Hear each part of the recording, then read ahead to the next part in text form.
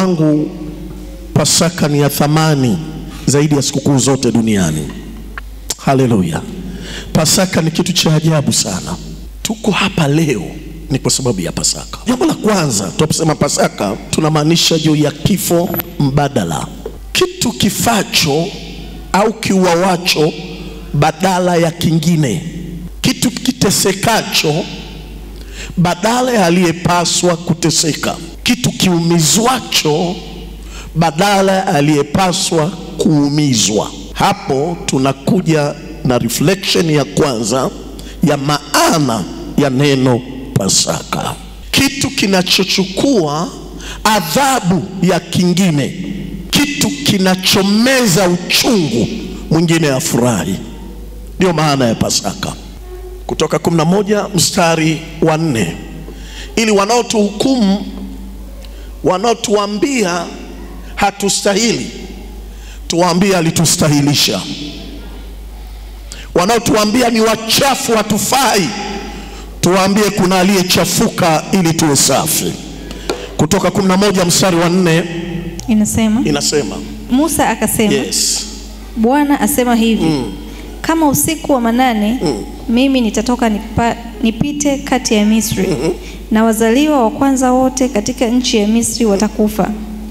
Tangu yule mzaliwa wa kwanza wa Farao aketie katika kiti chake cha enzi atakufa, hata mzaliwa wa kwanza wa huyo kijakazi aliye pale nyuma ya jiwe la kusagia, huyo naye atakufa, na wazaliwa wa kwanza wote wa wanyama, na wanyama wote watakufa. Ndipo kutakuwa na kilio kikuu katika nchi yote ya Misri, ambacho mfano wake haujakuwa bado majira yoyote, wala hautakuwako mfano wake tena kabisa. Lakini katika wana wa Israeli, glory to God, amen. Lakini katika wana wa Israeli, niangalie huko mbele, lakini katika wana waliokuwepo Jumapili, katika wana wa nini? Katika wana wa nini? Wa Israeli. Si kwa wengine, kwa wana wa nini? Wa Israeli iliyoko Afrika. Lakini katika wana wa Israeli. Nataka hapo mpe mwenzako smile kidogo, cheka naye kidogo, kwa sababu hapo ndipo ambapo tumaini letu lipo. Lakini katika wana, sio wa mama Ali. Jina la Bwana libarikiwe sana. Nataka hilo liingie ndani yako mpaka likutikise, yani usikie kulipokea kwamba hii ndio Pasaka ambayo kuna kilichouawa kwa ajili yako. Lakini katika wana wa Israeli, hapana hata mbwa atakayetoa ulimi juu yao. Hapana hata mbwa. Yani hata kama una mbwa kule nyumbani. Yani katika wana wa Israeli hakuna hata mende wala paka, wala kuna mjusi atakaye kukoholea. Sio mtu. Hapana hata mbwa ambaye atawatolea ulimi. Mimi ningekuwa wewe ningesema amen ya ajabu sana. Yani mimi ningekuwa wewe ningesema amen sio kwa ya kawaida. Sio mchawi, sio mtu wa kawaida, sio mwanga, sio Freemason. Wana wa Israeli, brother, hakuna kwao hata mbwa atakayewabwekea. Juu ya mtu wala juu ya mnyama. Juu ya mtu wao wala mnyama wao. Ili kwamba mpate kujua jinsi Bwana anavyowatenga wa Misri na wa Israeli. Tena hao watumishi wako wote wataniteremkia kwangu mimi, nao watanisujudia wakisema. Inatosha. Weka mkono katika kifua chako, limeze andiko hili liwe lako leo. Kama uliwahi kulogwa mwaka jana na miaka iliyopita, tuna ahadi ya ajabu hapa kwamba sisi hata mambwa, hata machui, hata mashetani hayatatoa ulimi. Amen. Hayatatoa. Yosefu anacheka, brother, ndivyo ilivyo. Hata mambwa, najua unafurahia, hata mambwa ya kichawi, manguruwe ya kichawi, mafisi ya kichawi, mnakumbuka mwaka jana, mapaka ya kichawi, hayatatoa ulimi kwetu, maana kimeuawa kitu. Haleluya. Amekufa mtu, nataka tutoe tangazo kwenye taifa hili la Tanzania, watusikie wale walioko mbali, ya kwamba hii ndio Pasaka ambayo taifa hili la Tanzania linauisha agano lake ambalo halijapata kuwepo. Jina la Bwana libarikiwe sana. Kila mtu aseme Pasaka. Pasaka. Maana yake ni nini? Kitu kilichokufa kwa ajili ya kitu kingine. Naomba niachie hapo. Point namba 2. Maana ya neno Pasaka au maana ya Pasaka ni kuvukwa, kuachwa, kupitwa, kukwepwa na mabaya.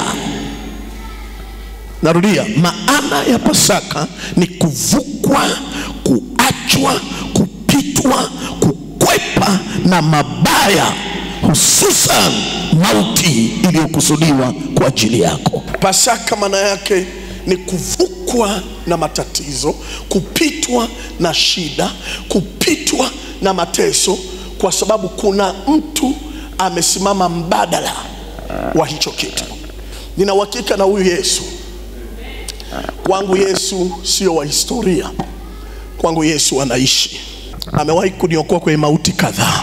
Nilikuwa nife mwaka wa 92, akaniokoa sikufa. Mwaka 2016 hapo barabarani, mnafahamu, aliniokoa sijafa.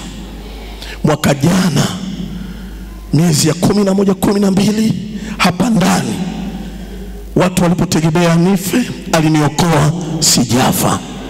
Waliponyosha bastola juu yangu wakati naenda nyumbani, nimetoka kwenye maombi, Bwana aliniokoa na bastola ile sijafa. Walipomtuma yule muuaji akakaa pale nyuma na ile bastola yake, Bwana alikamata sijafa. Kwa nini Bwana alitaka nisife? Alijua iko Pasaka ya mwaka 2025 itakuwa ya historia katika taifa hili la Tanzania. Kwangu hii ni Pasaka mpya, wakati Tanzania imetoka mikononi mwa mafrimaso, mikononi mwa wachawi, mikononi mwa washirikina. Hii ni Tanzania mpya ambayo hakuna mzee wa Bukombe wala Bariadi wala hakuna mzee wa Katavi ambaye anaweza. Hii Tanzania ni mali ya Yesu Kristo. Tanzania, na ole wa wanasiasa wanaotegemea hirizi mwaka huu. Sio ile Tanzania ya watu wenye hirizi. Hii ni Tanzania mpya ya Yesu Kristo. Sema amen. Amen. Kutoka 12:11 inasema, tena mtamla hivi. Tena mtamla hivi. Mtakuwa mmefungwa viuno vyenu. Mtakuwa mmefungwa viuno vyenu. Mmevaa viatu vyenu miguuni. Mmevaa viatu vyenu miguuni. Na fimbo zenu mikononi mwenu. Nanyi mtamla kwa haraka. Nanyi mtamla kwa haraka. Ni Pasaka ya Bwana. Leo tunaenda kumla pale, yule pale. Tunaenda kumla kwa haraka tukiwa tumevaa viatu. Maana ni Pasaka ya nani? Maana nitapita kati ya nchi ya Misri. Nitapita kati ya nchi. Nami nitawapiga wazaliwa wa kwanza wote. Nitapiga wazaliwa wa kwanza wote katika nchi ya Misri. Katika nchi ya Misri. Wa mwanadamu na wa mnyama. Nami nitafanya hukumu juu ya miungu yote ya Misri. Nitafanya hukumu hapo ya Misri. Kama Biblia ni ya kwako, andika Tanzania. Kwani sisi tuko Misri sisi? Kama Biblia ni ya kwako, andika miungu yote ya wapi? Tanzania. Ya Tanzania. Chora pale mbele, andika Tanzania. Binti yangu mmoja alinipa ushuhuda mkubwa. Mimi napenda majasusi katika ulimwengu wa roho. Tulikuwa tunamuombea hapa muda mrefu, mambo hayaendi. Hivi karibuni baba yake akaona awe muwazi kwake. Akamwambia fulani hebu kaa hapo, fulani hebu kaa hapo. Alafu akakaa. Akamwambia bwana, wewe unanikwepa. Wewe unaniponyoka kama sabuni iliyo karibu kuisha. Sikushiki. Unajua ninachomaanisha. Baba nakukwepaje? Wewe unanikwepa, unaelewa. Kwa sababu kuna wakati baba anaandaa kuchinja mbuzi, anaandaa kwamba watoto wangu njoo tuchinje mbuzi, huyu haendi. Anala, nimebanwa, mume wangu amenibana, kuna kazi hizi, mbuzi inaahirishwa haichinjwi. Nakupa tu story ya Arusha hii. Mbuzi inaahirishwa haichinjwi. Alafu inakaa baada ya miezi mitatu, baba anategea kuna kasukuu fulani ka serikali. Alafu sema wanangu, ile mbuzi sasa tunaenda kuichinjwa. Wote simtakuja. Huyu dada anajua kwamba hapa analengwa ni mimi. Anaelewa mimi. Baba nitakuja, hamna shida. Nenda. Mbuzi inakaribiwa kuchinja. Jamani, mko njiani, imesha baba, yani bahati mbaya, kuna dharura imetokea.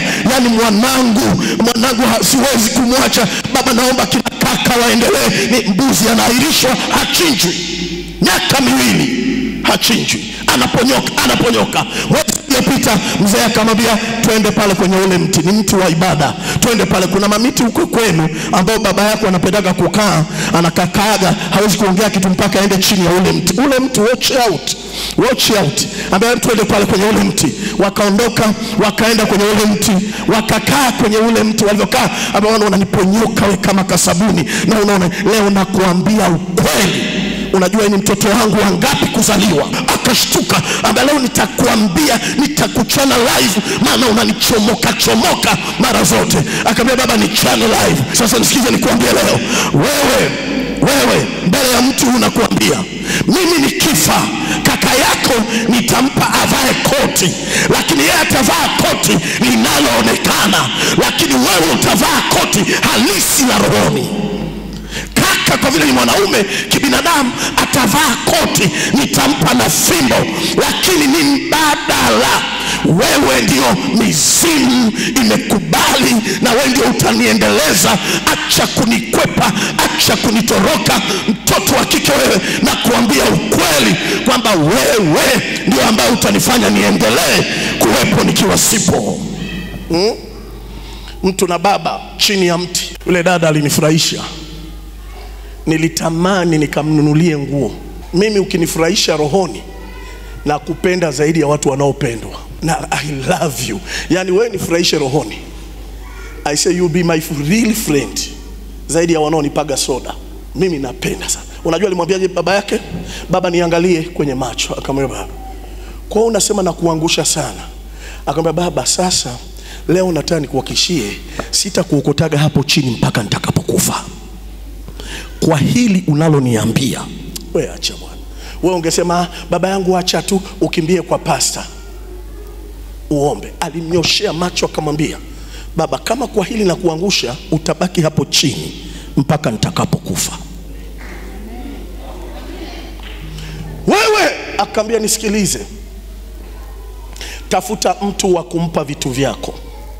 Hili nalijua kwa muda mrefu kwamba unanitarget mimi, hata mambuzi yako nitaka kuchinja najua unanitarget mimi. Sasa mimi ngoja nikuambie, mimi unayenitazama, uliyenizaa, kama hiyo ndio nia yako kwangu, amua utakavyoamua juu ya maisha yangu, uniache na Yesu. Mimi sitabeba koti lako la kiroho wala fimbo yako ya kiroho, na usihangaike kwa ajili ya maisha yangu. Akamwambia unajisikiliza?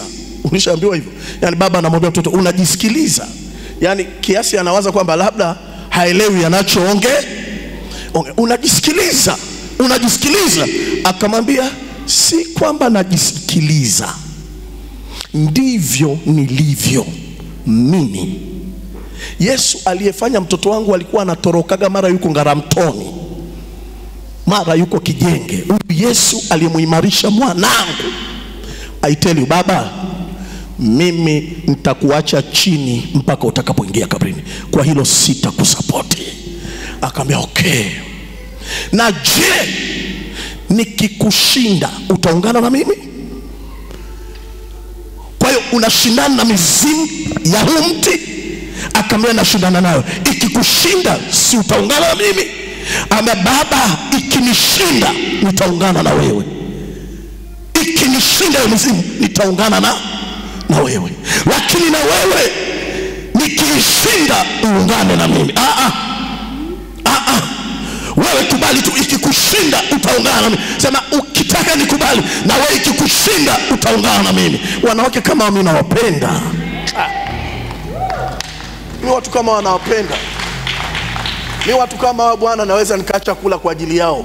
Wa enjoy tu maisha, wafurahie maisha, sio vilizi vya imani. Kuna watu vilizi vya imani, vinataka kupetiwa tu hivi. Hapo hakuwepo. Mtu yuko na baba yake mzazi. Wewe hapo ungeogopa bakora, ungeogopa fimbo.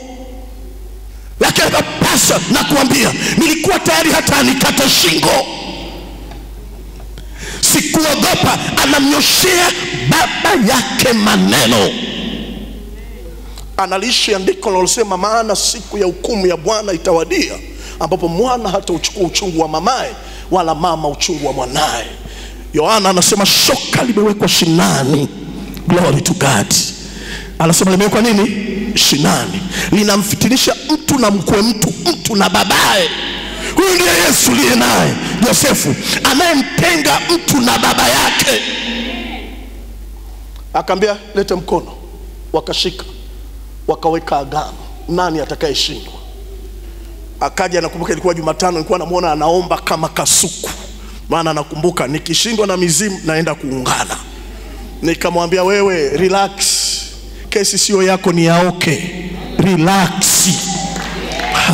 Wewe labda hatujazaliwa gaming, labda hatujazaliwa wewe. Yani ujasiri wa namna hiyo, ni mwache mwanangu apigane, akae hapa nyuma, mimi ndio niko pale mbele. Na yule mzee ajue kuanzia leo kwamba yule mwanangu yuko hapa, mimi ndio niko pale mbele. Nimenunua ile kesi ni ya kwangu. Glory to God. Nasema glory to God. Wangapi una uhakika na huyu mwanaume Yesu? Wangapi una mashaka naye? Wangapi wanaamini kuanzia leo tunaenda kukanyaga majitu na kwenda mbele? Wangapi wanaamini kuanzia leo uwepo wa Mungu sio wa kawaida na kwenda kudhihirika katika maisha yao? Sema katika jina lipitalo majina yote, ninayaweza mambo yote. Ninayaweza mambo yote. Hebu soma mstari wa 14 katika ile uliosoma. Kuna point moja nataka niweke hapo. Na siku hii itakuwa ukumbusho kwenu. Siku hii itakuwa ukumbusho kwenu. Nanyi mtaifanya iwe sikukuu kwa Bwana. Nanyi mtaifanya iwe sikukuu kwa Bwana, yani hii ya leo. Mtaifanya iwe sikukuu katika vizazi vyenu vyote. Vizazi vyenu vyote. Kwa amri ya milele. Kwa amri ya milele. Ndio maana Pasaka haiwezi kufa. Yani ilianzia hapa. Ukisikia Pasaka watu wanafikiri Pasaka ilikuja wakati wa Yesu. Pasaka ilianzia hapa. Itakuwa ukumbusho milele, vizazi vyenu vyote. Namba 3 sasa. Ukisikia Pasaka ina maana ya damu. Damu ni umbo la roho. Roho ya mtu huioni, ila ukiona damu umeiona roho ya mtu. Na ndio maana mtu akishiwa damu anapungukiwa uhai. Uhai unapungua. Ana damu 9. Yani wewe ndio unaondoka hivyo. Damu ndio kibebeo cha roho. Mtu akifa watu wanaangalia heartbeat. Heartbeat inapimwa kwa nini? Mishipa ya damu. Damu ni umbo la roho ya chenye uhai. Uhai unabebwa na damu. Kwa hiyo tukisema Pasaka, tunasema uhai. Pasaka damu. Pasaka uzima, roho. Tunaposema Pasaka, siku zote ukisikia damu una maana uhai. Uhai unakaa ndani ya damu. Pale kwenye moyo pale, kinachosukuma moyo ni damu. Ti. Ile damu ndio inaofanya, ni kama diesel au petroli kwenye engine. Ili gari litembee lazima mafuta yachomwe kwenye engine piston zina vibrate, alafu zinazungusha piston, belt inazunguka, inaenda kwenye diff, tairi zinasukuma gari. Kwa sababu ya nini? Petroli au diesel. Damu ni kama petroli au diesel kwa mtu, ndio inayosukuma, inayofanya engine ifunction. Hakuna damu ndani ya mtu, hakuna uhai. Na ndio maana mafundi wa maisha ya rohoni hawachezi na damu. Ukienda kwa mganga unaambiwa lete kuku. Yule kuku akija sio paja linalohitajika. Na kuna watu shalo kwenye mafundisho ya mambo ya rohoni wanaweza wakafundisha kwamba wewe mganga anataka kuku akale. Ni uongo mkubwa. Mganga hataki kuku akale. Wewe ukipeleka yule kuku akichinjwa akatoa damu, anaweza akakupa hata ule mzoga ukale wewe. Alichotaka ni damu. Anachotaka ni damu. Ligombe likubwa linakuja, yeye ni ile moment damu itakapomwa, ndicho anachotaka. Today we have a blood. Jina la Bwana libarikiwe sana. Damu. Wewe Magdalena, damu ya Yesu ndio heartbeat ya kanisa, ndio roho ya kanisa, ndio moyo wa kanisa, ndio nguvu za kanisa. Tunazungumza juu ya damu. Ndio maana mafundi wa rohoni wanaelewa umuhimu wa damu sana. Wanamwaga madamu. unajua Pasaka za miaka iliyopita nilipata mafunuo haya kwamba Tanzania hii zilikuwa zinafanyika mara mbili, Pasaka ya haki na Pasaka ya uovu. Kuna mafrimasoni walikuwa wanauawa na kuuana, kuna wachawi wanauawa na kuuana ili damu zao zimwagike zipinge damu ya Yesu, zipinge kumbukumbu ya damu ya nani? Ya Yesu. Ila mwaka huu nimejitahidi tangu Jumatatu, nasema hizo damu hapana, mwaka huu hazimwagiki hizo damu. Leo nimemaliza kuomba saa 10, nimeenda nyumbani, napanda tu kitandani, sijashika na usingizi, ghafla naona magari mawili yanagongana mbele ya macho yangu.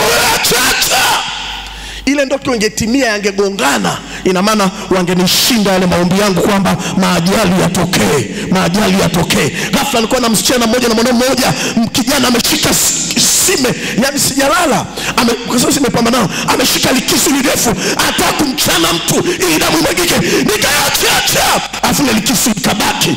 Ningemalizia kuota, madamu yangemwagika pale. Wanasema okay, tumekushinda, damu itamwagika, lakini nikagoma, damu haitamwagika. Nikapata message ya mwanangu mmoja, akaniambia nimeteseka sana. Nikamwambia haya ni maigizo, damu ya Yesu ilishatangulia, iko ardhini. Nikamwambia na usiku huu wa leo yuko kule kuzimu, anamwambia shetani achia kanisa la Tanzania, achia walokole, anamnyang'anya shetani funguo za uzima na za mamlaka, anamwambia achia, maana damu yake ipo Tanzania. Wangapi wanaamini damu yake ipo Tanzania? Damu inawakilisha uhai, damu inawakilisha uzima, damu inawakilisha ni umbo la roho. Unapoiona damu mahali popote, damu inatisha. Mimi nikiwa na umri wa miaka labda 7, sitasahau, tunacheza huko nje, ghafla nikaanguka. Nilivyoanguka nikakatika hapa, sijaona, nimevaa godrai, kwa sijaona pamekatika. Hiki kidude hapa kiko wazi kabisa, yani ganda lila juu lote limefunuka, lakini simevaa godrai. Nasikia tuka ubaridi, naona nimejiona, nasikia tuka ubaridi, kukaa naanza kuona damu inatokeza, kufunua. Sikupiga yowe kwa ajili ya maumivu, nipiga yowe kwa damu nilizoziona.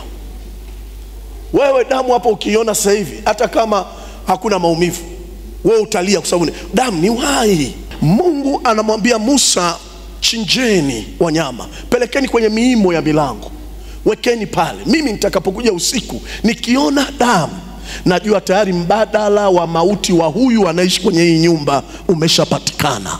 Nikiona ile damu najua mbadala. Mimi leo nataka katika jina la Yesu, tutakapokunywa hii iwakilishe damu ya Yesu, alafu huku ndani yako pawe na damu ya Yesu Kristo. Katikati ya wagonjwa wa corona waliopita, wakija waikute damu yako ya Yesu Kristo. Pakitokea ajali lolote, wewe waikute damu ya Yesu Kristo. Ile ajali wakifa watu, wewe uvukwe. Sema amen. Sasa mimi naomba nisikuachie hapo, ni dadavue juu ya damu dakika chache, twende tumuombe Bwana. Jina la Bwana libarikiwe sana. Mahali popote inapotamkwa damu huwakilisha uhai. Kivesi yake ni Walawi 17 mstari wa 10. Inasema kisha mtu awaye yote wa nyumba ya Israeli au miongoni mwao hao wageni wakao kati yao atakaye kula damu ya aina yoyote, nitakunja uso wangu juu ya mtu huyo ale damu, nami nitamkatilia mbali na watu wake. Mtu yoyote atakayekula damu, nitafanya nini? Nitakunja uso wangu kwake. Anamaanisha nini? Anayekula damu anakula mauhai ya watu, anapokea maroho ya watu, maroho ya wale wanyama, maroho na mauhai ya wale watu. Na ndio maana ukiona watu wamechukua damu yako, umechanjwa, I'm sorry to say that, ukiona umechanjwa afu damu yako imechukuliwa, ni kwamba umepunguzwa kwenda mahali. Mtu anayekula damu, Mungu alisema hapana, hata mgeni asile damu. Matendo ya Mitume 15:23 inasema mitume na ndugu wazee kwa ndugu zetu walioko Antiokia na Shamu na Kilikia, walio wa mataifa salamu. Kwa kuwa tumesikia ya kwamba watu waliotoka kwetu wamesumbua kwa maneno yao, wakipotosha roho zenu, ambao sisi hatukuagiza. Sisi tumeona vema, hali tumepatana kwa moyo mmoja, kuwachagua watu na kuwapeleka kwenu pamoja na wapendwa wetu Barnaba na Paulo, watu waliohatarisha maisha yao kwa ajili ya jina la Bwana wetu Yesu Kristo. Basi tumewatuma Yuda na Sila, watakaowaambia wenyewe maneno hayo kwa vinywa vyao. Kwa maana ilimpendeza Roho Mtakatifu na sisi tusiwatwike mzigo ila hayo yaliyo ya lazima. Yaani, mjiepushe na vitu vilivyotolewa sadaka kwa sanamu, na damu na nyama zilizosongolewa na uasherati. Mkijizuia na hayo, mtafanya vema. Wasalamu. Glory to God. Ebrania 9:16, andika tu tutasoma. Na Ebrania 2:14 anatia mkazo juu ya damu. Lakini naomba ni tofautishe damu sasa na kazi zake. Kuna magrupu makuu manne ya damu. Namba 1, Walawi sura ya 1 mstari wa 14. Inasema, na matoleo yake atakayomtolea Bwana kuwa sadaka ya kuteketezwa, kwamba ni kati ya ndege, ndipo atakapoleta matoleo yake katika ua au katika makinda ya njiwa. Asante sana. Kuna damu za ndege. Grupu la pili, damu za wanyama, Walawi 1:10. Hiyo Walawi 1:14 ni mpaka 17 itaongea vizuri, lakini kwa sababu ya muda tuiachie hapo. Nataka usikie neno ndege. Walawi 1 mstari wa 10 mpaka 13. Na matoleo yake kwamba ni katika kundi, katika kondoo au katika mbuzi, kuwa sadaka ya kuteketezwa, atatoa mume mkamilifu, naye atamchinja hapo upande wa madhabahu ulioelekea kaskazini mbele za Bwana. Asante. Imeshaashiria kwamba hapo ukisikia akachinjwa, ina maana damu ndio inayohitajika. Kuna damu namba 2 hiyo. Damu namba 3 ni damu ya mtu, damu ya binadamu. Wafalme wa 2:16 mstari wa 3. Inasema, lakini aliendea njia ya wafalme wa Israeli, hata akampitisha mwanawe motoni, sawasawa na machukizo ya mataifa Bwana aliowafukuza mbele ya wana wa Israeli. Kisha akatoa sadaka na kufukiza uvumba katika mahali pa juu na juu ya vilima na chini ya kila mti mbichi. I have vivid evidence kwamba damu ya Yesu haibaki kuwa damu ya mtu, inabaki kuwa damu ya Mungu aliyewahi kuwa mwanadamu. Mungu aliyewahi kuwa mwanadamu. Nikikuleta kwenye kuzaliwa Yosefu kwa Yesu Kristo, malaika Gabrieli anamtokea Mariamu, anamwambia, tazama utachukua mimba nawe utazaa mwana, jina lake utamwita Yesu. Mariamu anamgeukia Gabrieli, anamwambia, itakuwaje na mimi sina mume? Majibu yalikuwa haya: uweza wa Mungu utakufunika juu yako. Mnanielewa wanangu? Majibu ya Gabrieli hayakuwa na maana Yusufu Bwana atamtumia. Uweza wa Mungu utakufunika juu yako, na hicho kitakachozaliwa kitaitwa kitakatifu. Full stop. Huyu ni mtu? Nauliza, huyu ni mtu? Kitakatifu ni mtu? Hapana. Uwezo wa Mungu utakufunika juu yako, na hicho kitakachozaliwa kitaitwa kitakatifu. Biologically, mwanamke ni shamba ambao mbegu ya muhindi unaweka kwenye lile shamba. Kinachoota ni muhindi wenyewe kwenye shamba. Ndivyo mwanamke alivyo. Mariamu aliwekewa mbegu kama shamba, muhindi ukaota wenyewe ndani ya shamba. Glory to God. Muhindi ukafanya nini? Nani mwenye mbegu? Nauliza, nani mwenye mbegu? Roho wa Bwana atakufunika juu yako. alikuwa anazaliwa Mungu Gemini. Tusipige kona. Damu ya Yesu ni ya Mungu. Ndio maana tunasema wale wenzetu ukisema Yesu ni Mungu wanajikwaa kweli, wanajikwaa kweli. Watapite nabii Isa wa wapi? Na Wakristo na nyie mmepigwa chenga, mnakubaliana Yesu ni nabii Isa. Ukimweka nabii Isa yuko level moja na Musa, yuko level moja na Muhammad, yuko level moja na kina Elia. Yesu ni Mungu. Sema amen. Sasa hii damu yake hii ndio ambayo nataka itapakae ndani yako leo katika jina la Yesu. Ili kama kuna waliotoa damu kwenye taifa hili, waliomimina madamu ya ndege, madamu ya wanyama, wakamimina damu za watu, wakatoa kafara watoto wao, leo tunawaendea na kiumbe cha ajabu kilichooteshwa ndani ya mwanamke anaitwa Mariamu. Jina la Bwana libarikiwe sana. Na nataka uelewe historia ya pekee. Maandiko yanasema Yusufu alipomuona Mariamu ya kwamba ni mjamzito, maandiko yanasema akaadhimia kumwacha kwa siri, maana aliona mwanamke alikuwa kahaba, amenisaliti.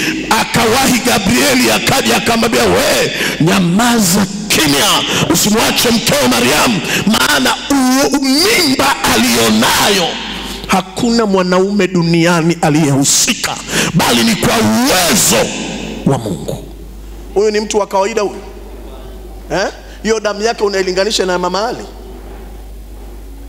Sasa leo nataka hiyo damu, kila laana iliyowahi kutokea kwenu, kila agano lilowahi kuwekwa kwenye maisha yako, kwamba vitoto vyako havitaolewa, kwamba wewe hutasoma, wewe hutabarikiwa, leo nataka tukaichomoe ile damu pale msalabani. Jana nikasema Baba, naomba ile maji na damu yaliyotoka ubavuni yanyweshe Tanzania, yanyweshe Tanzania. Na mimi nakutabiria leo katika jina la Yesu, hata kama amekuondoa hapa, hata kama akili zako ziko kule nako damu ya Yesu inafika. Natamka damu ya Mungu.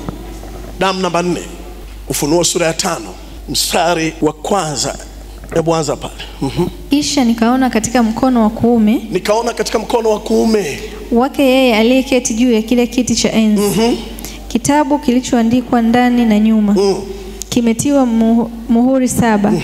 Nikaona malaika mwenye nguvu akihubiri kwa sauti kuu, ni nani astahili kukifungua kitabu na kuzivunja muhuri zake? Nani anayestahili Tanzania kukifungua kitabu? Jina la Bwana libarikiwe. Wala hapakuwa na mtu mbinguni, wala juu ya nchi, Mzee Marunda, hiyo ndio full stop bwana. Hii ndio Pasaka yangu mimi tangu niwe na umri huu wa kukaribia miaka 50. Hii Pasaka yangu mimi ni ya tofauti. Nataka nimtukuze Yesu kwa namna ya ajabu. Maana nilikuwa nasimama kwenye linchi lenye madamu ya watu, linchi lenye maagano ya watu, lakini kwangu nimemwambia Bwana, Yesu Kristo, naita damu yako kwenye mipaka ya Tanzania. Nataka Bwana, kila damu iliyotolewa iapishe maisha ya Watanzania. Pakawa kimya. Wala chini ya nchi, aliyeweza kukifungua hicho kitabu, wala kukitazama. Nami nikalia sana, kwa kuwa huyu Bwana anasema akalia sana, akapiga kelele sana. Unajua kwa nini alilia sana? Aliona kuna majamaa makubwa kama kina Mikaeli yako kimya kule mbinguni, malaika wale wanao wajumbe kama kina Gabrieli wafanya miali ya moto wako kimya. Akapiga chini pembeni, akamwona yule Musa, malaika wa sifa, akakauka. Na ingekuwa leo hata Baba Nurudini angekauka. Usemi amen. Amen. Hata yule mchawi anayekuloga angekauka. Wangekaa kimya. Kwa nini wanakaa kimya? Ni kazi ambayo mwenye mwili hawezi kuifanya. Jina la Bwana libarikiwe sana. Wakakaa kimya. Hapakuonekana mtu astahili kukifungua hicho kitabu, wala kukitazama. Na mmojawapo wale wazee akaniambia, mwambie mzako, wazee wana kazi. Unakumbuka wale wanne Unakumbuka wale wanne vierehere? Unakumbuka wale wanne wazee? Achana na wazee wa kuanza leo. Mmoja akanifuatilia hapa. Mzee mmoja Baraka, sio kijana, na ndio maana nimeshughulika na wazee mpaka pale Bukombe ndani, pale Bariadi ndani, pale Katavi ndani. Jina la Bwana libarikiwe sana. Pale gorofani mwanamke mmoja akaniambia, sasa basi na kuachia wazee. Nikamwambia gani? Akaniambia kuna wazee 4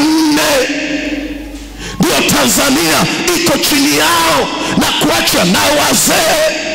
Jumapili iliyofika nikaja hapa nikasema, jamani nimekabidhiwa kwa wazee. Ila nikawaambia kama mnakumbuka, nitawashtaki kwa wazee 24.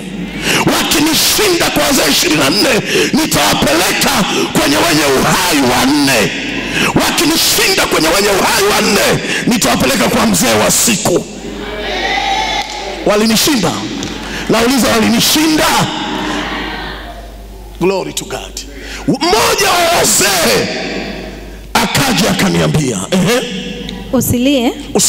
Tazama, tumeshaona simba aliye wa kabila la Yuda. Wazee wameshaona. Wakamwambia, wewe acha kulia Yohana, sisi tumeshaona simba wa kabila la Yudea. Tumemwona. Jina la Bwana libarikiwe sana. Wangapi wanataka muone simba wa kabila la Yudea? Wakamwambia, usilie tena. Wazee wakamwambia, kijana Yohana, uko utumwani, umeletwa Patmo, mahali pa ajabu ili ufe, ila usilie Yohana. Ninapotamka hapa, najua kuna watu wamepelekwa jangwani, wamepelekwa kwenye mashimo, kuna watu wamechukua makaburi, ila nawaambia wasilie kule walipo. Kwa nini wasilie? Yupo simba, malizia, wa kabila la Yuda, shina la Daudi. Yeye ameshinda apate kukifungua kile kitabu, na zile muhuri zake 7. Nikaona katikati ya kile kiti cha enzi, na wale wenye uhai 4 wakatokea. Sio wale wa Bukombe, wakati wale wenye uhai 4 ambao nilipeleka mashtaka yangu kwao. Na katikati ya wale wazee wenye uhai 4, mwanakondoo amesimama. Akatokea mwanakondoo amesimama. Alikuwa kana kwamba amechinjwa. Mwenye pembe 7 na macho 7. Ile jitu ni la ajabu Pembe 7 na macho 7. Ambazo ni roho 7 za Mungu, ambazo zinawakilisha roho 7 za Mungu zilizotumwa katika dunia yote, Tanzania ikiwa ndani.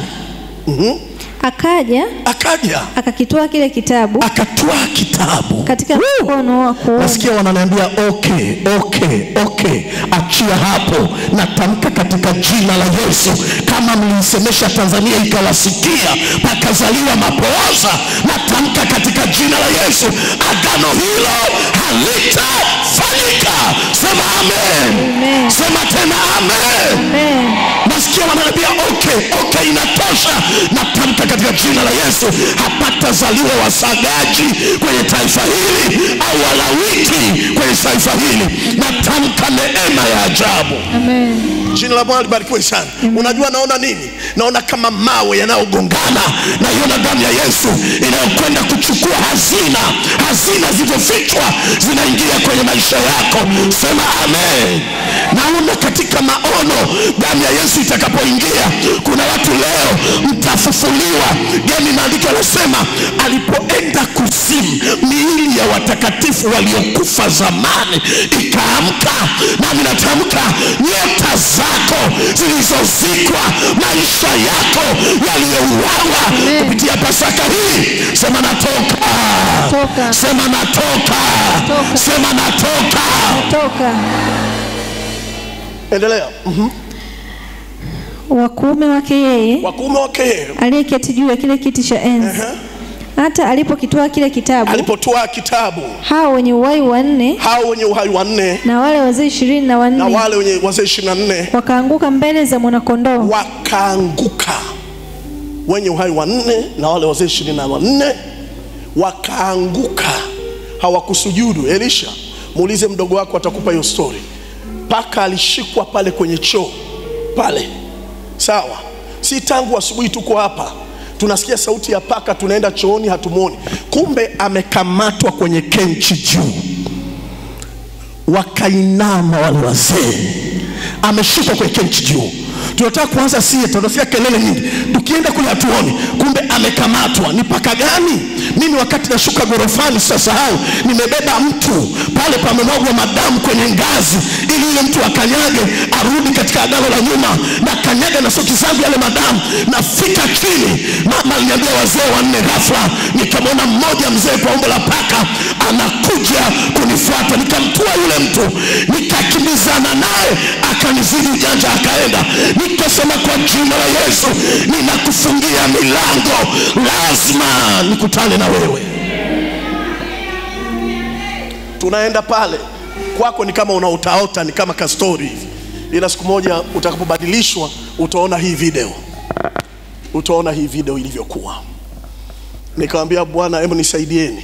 Kijana mmoja anayetumia left pale, nikamwambia alo, nataka jiwe hili. Alifanya tu namna hii, nisikia ti, ngoma imeangukia kwa chini. Elison akamalizia, chezo umeisha.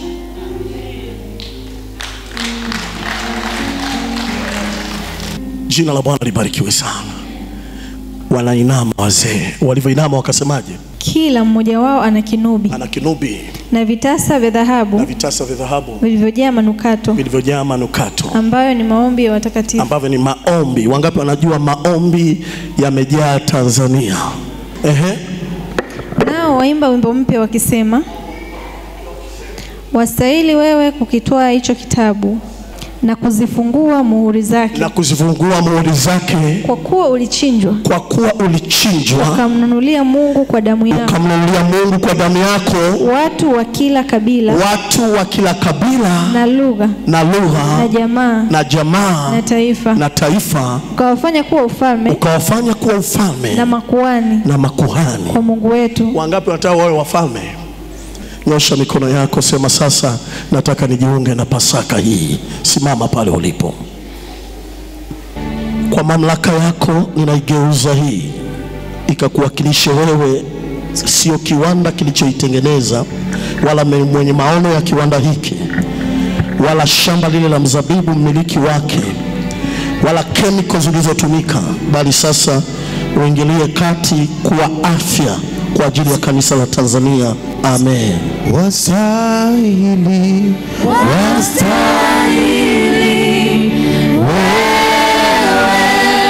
wewe pekee. Natamka mwili wako ingie ndani ya mkate huu, pumzi yako ya uhai ikatawale katika mkate huu. Naondoa maagano ya viwanda na wamiliki wa mikate hii, bali damu yako ikatakase na kufanya kuwa afya kwa watoto wako. Naondoa nembo za biashara hii na kampuni hii, naweka nembo za mbinguni katika jina la Yesu. Amen. Akatoa mkate, akamshukuru Mungu, akaumega, akawapa akisema, huu ndio mwili wangu Tanzania, ambao ni ondoleo la agano ovu juu ya Tanzania na Watanzania na kanisa la Tanzania. Kula mkate huu.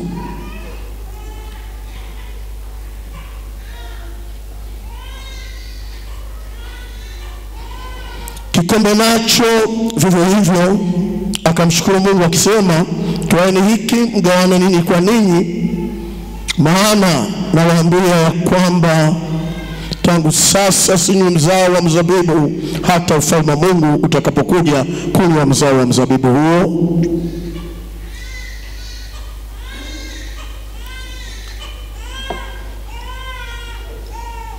Zungumza na Yesu sasa, weka naye agano. Weka naye agano juu yako, familia yako, watoto wako, wewe mwenyewe. Rabashika baganta riraboina kurarirabaina mashanda rararabo yakarabagina moshake boganta kurariraina mashenerereboina Mokabaganta ina mashekererebo. Mokabagina mashandararabonda. Yokororoboganta diraboina. Yokobogonto roboshika baganta. Yakararaboina raraboina. Mokabaganta diraina. Asante Yesu. Asante Yesu.